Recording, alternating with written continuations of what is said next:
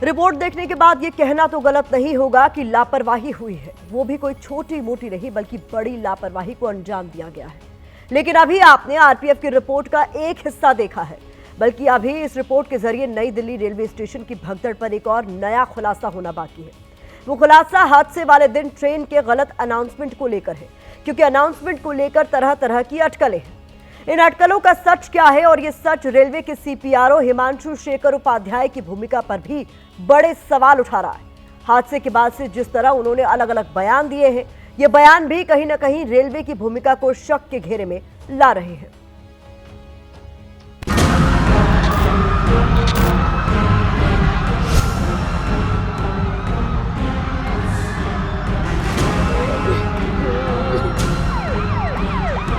Train cancel नहीं की गई थी और न ही किसी शेड्यूल डेट का प्लेटफॉर्म बदला गया था। ये सब अफवाहें हैं। 12 नंबर प्लेटफॉर्म से स्पेशल ट्रेन का अनाउंसमेंट हुआ तो लोग 14 नंबर से 12 नंबर की तरफ जाने लगे।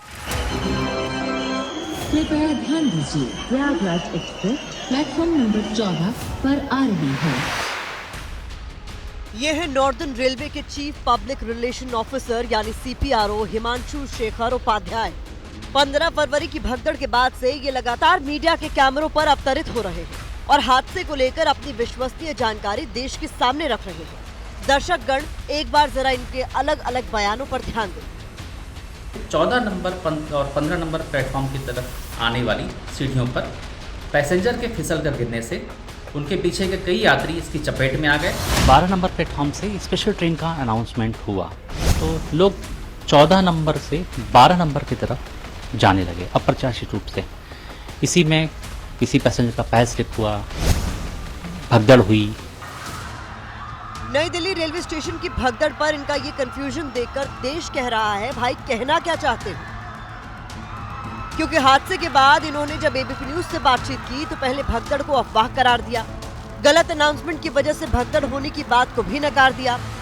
कोई भी regular train, schedule train cancel नहीं की गई थी और न ही किसी शेड्यूल डेट का प्लेटफॉर्म बदला गया था। ये सब अफवाहें हैं, इन पर ध्यान न दिया जाए। इसके बाद शायद इन्होंने रोते बिलखते लोगों को देखा, दर्द की आवाजें सुनी। एबीपी न्यूज के कैमरे पर उन लोगों को सुना जिन्होंने कहा कि दो बार अनाउंसमेंट होने से भीड़ में कंफ्यूजन पैदा हुआ और भगदड़ मच गई। पहले 3 नंबर बोला, फिर 13 नंबर पे हम लोग भगदड़ के चक्कर में इधर उधर हो गए सारे। इतना व्यवस्था में की पूरा हाहाकार मच कि 12 पाई कभी कहता 14 पाई कभी कहता कि 16 पाई तो भागा भगोल ना होई गाड़ी धरे खातिर। इन लोगों की बातें सुनने के बाद शायद सीपीआरओ साहब के ज्ञान वाले प्रकाश पुंज खुले और इन्होंने अनाउंसमेंट से लोगों में कंफ्यूजन की बात मानी।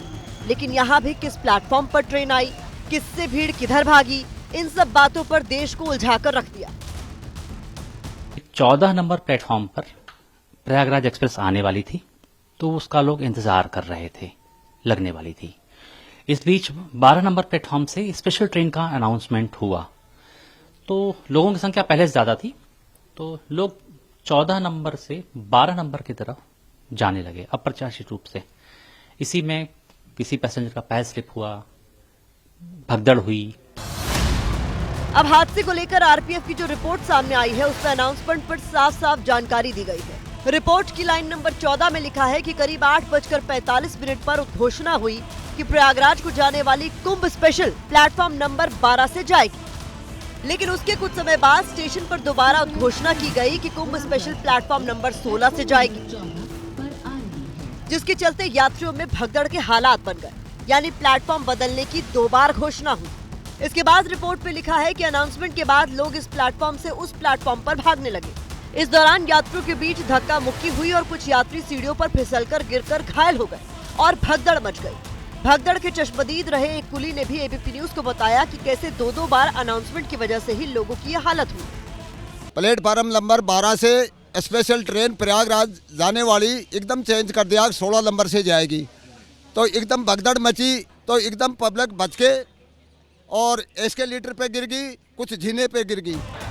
तो सीपीआरओ साहब को हमारी सलाह है कि प्लीज अपने बयानों से देश के सामने पहेली मत बुझाइए, बल्कि देश को वो सच बताइए जो नई दिल्ली रेलवे स्टेशन पर हुई भगदड़ को लेकर देश जानना चाहता है। सीपीआरओ साहब को हमारे ये शब्द शायद अच्छे नहीं लगेंगे, लेकिन ये देखने के बाद यही लगता है कि उन्हें इस हादसे की असल हकीकत नहीं पता है। वो भी चश्मदीदों की तरह अलग अलग बातें कर रहे हैं। या हम इसलिए कह रहे हैं कि देश आखिर किस पर यकीन करे, चश्मदीदों पर, सीपीआरओ पर, या फिर आरपीएफ की रिपोर्ट पर। रिपोर्ट के मुताबिक तो प्लेटफॉर्म बदलने की 2 बार घोषणा हुई, लेकिन इस हादसे में अपनी 7 साल की बच्ची को खोने वाले ओपिल सिंह का कहना है कि प्लेटफॉर्म बदलने की कोई घोषणा ही नहीं हुई थी।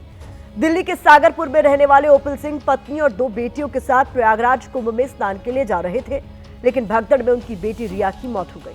अब अगर इनकी बात को सही माने तो फिर आरपीएफ की रिपोर्ट भी सवालों के कटघरे में। क्या रिपोर्ट तैयार करने के लिए हादसे के पीड़ितों से कोई पूछताछ नहीं की गई? ऐसा क्या हुआ वहां पर स्टेशन में उस समय?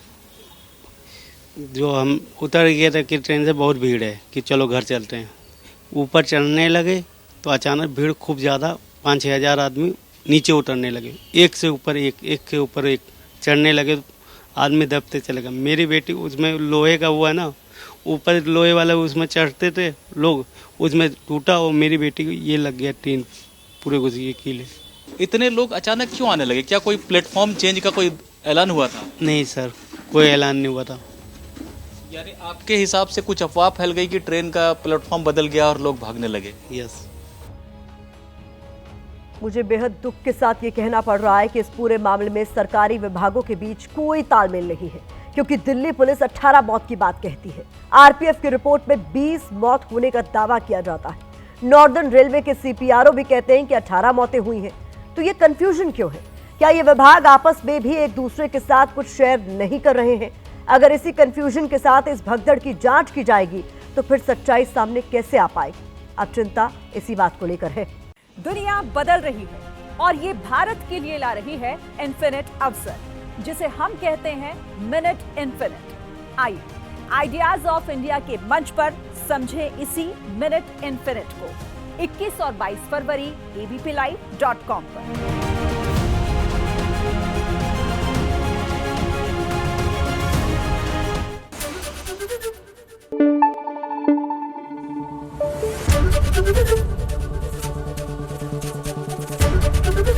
एबीपी न्यूज आपको रखे आगे।